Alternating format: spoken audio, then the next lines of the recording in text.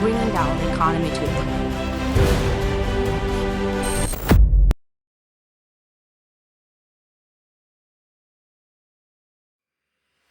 পৃথিবীর জন্মলগ্ন থেকে শুরু করে বর্তমান পর্যন্ত আমরা অনেক কিছু আবিষ্কার করে আসছি।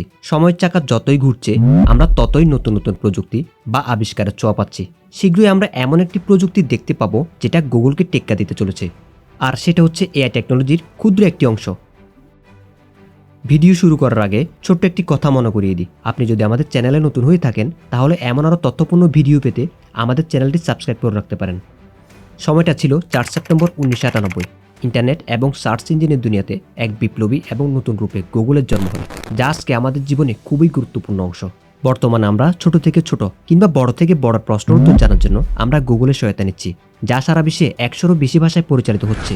কিন্তু বর্তমানে সার্চ ইঞ্জিনের দুনিয়াতে গুগলের রাজত্ব শেষ হতে চলেছে, কারণ আর্টিফিশিয়াল ইন্টেলিজেন্সের কাজ করা OpenAi কোম্পানি একটি নতুন চ্যাটবট বানিয়েছে, যা আপনাকে 1 সেকেন্ডেরও কম সময়ে যে কোনো প্রশ্নের উত্তর দিতে সক্ষম।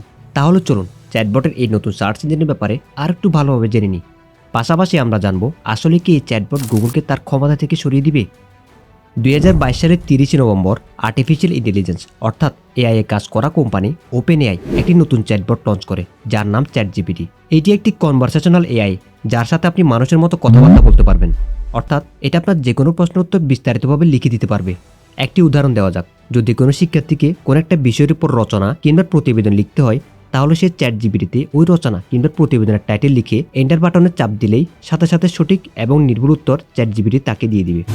এছাড়াও আপনি ওয়েবসাইট, সিভি, কোনো কিছু ভাইরাল করা এবং কঠিন থেকে কঠিনতর প্রশ্নের উত্তর সহ যে কোনো একটা বিষয় নিয়ে সমাধানও দিতে সক্ষম এআই চ্যাটবট। এই চ্যাটবট মুহূর্তের মধ্যে যে কোনো কাজ আপনাকে করে দিতে পারবে। OpenAI এর সিইও স্যাম অল্টম্যান বলেছেন, এটা হচ্ছে ChatGPT এর সামান্য ডেমো। শীঘ্রই এর হেল্পফুল অ্যাসিস্ট্যান্টও পাওয়া যাবে, যেটা ইউজারের সাথে কথা বলে তাদের প্রশ্ন উত্তর দেওয়ার পাশাপাশি সমাধানও দিবে। কিন্তু এখানে প্রশ্ন আসে, কিভাবে এত কম সময়ে ChatGPT আমাদের সঠিক উত্তর প্রোভাইড করে। OpenAI এর মতে ইন্টারনেট থেকে টেক্সট ডেটাবেস প্রয়োগ করে ChatGPT তৈরি করা হয়েছে। এখানে বই, ওয়েব টেক্সট, উইকিপিডিয়া, আর্টিকেলস এবং ইন্টারনেটে থাকা কোটি কোটি ডেটাবেস প্রোগ্রাম করে দেওয়া হয়েছে। ChatGPT বর্তমানে সকল ইউজারদের জন্য শুধুমাত্র বিটা ফর্মে অ্যাভেলেবেল আছে।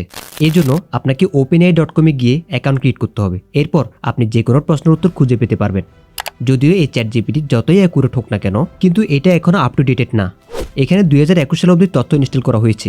ঠিক একইভাবে কেউ যদি এখানে খারাপ উদ্দেশ্য সাধনে কোনো প্রশ্ন কিংবা রিকোয়েস্ট করে, তাহলে এর ডেটাবেস অনুযায়ী তার রিজেক্ট করে দেওয়া হয়, যাতে কেউ অসাধু বা খারাপ কাজে এর ব্যবহার করতে না পারে। আপনি হয়তো ভাবছেন ChatGPT গুগল থেকে কিভাবে আলাদা। যখন আমরা গুগলে কোনো একটা টপিক সার্চ করি, তখন ইন্টারনেটে থাকা ওই টপিকের সাথে সামঞ্জস্য বেশ কিছু লিঙ্ক আমাদের সামনে এসে পড়ে। কিন্তু ChatGPT-তে যখন আমরা কিছু সার্চ করি, তখন এর সাথে থাকা কোনো লিঙ্ক না, বরং আমরা স্পেসিফিক সমাধান পেয়ে থাকি।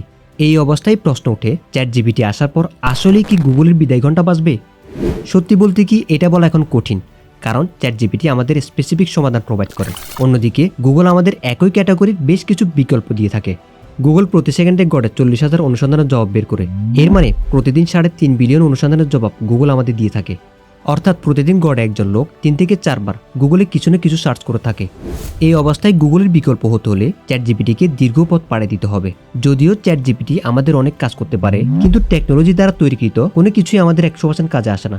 অনেকবার এখান থেকে পাওয়া সমাধান বায়াসড হতে পারে, অর্থাৎ পক্ষপাতদুষ্ট, কারণ যে কোনো ধরনের চ্যাটবট তার প্রোগ্রামের উপর নির্ভর করে কাজ করে।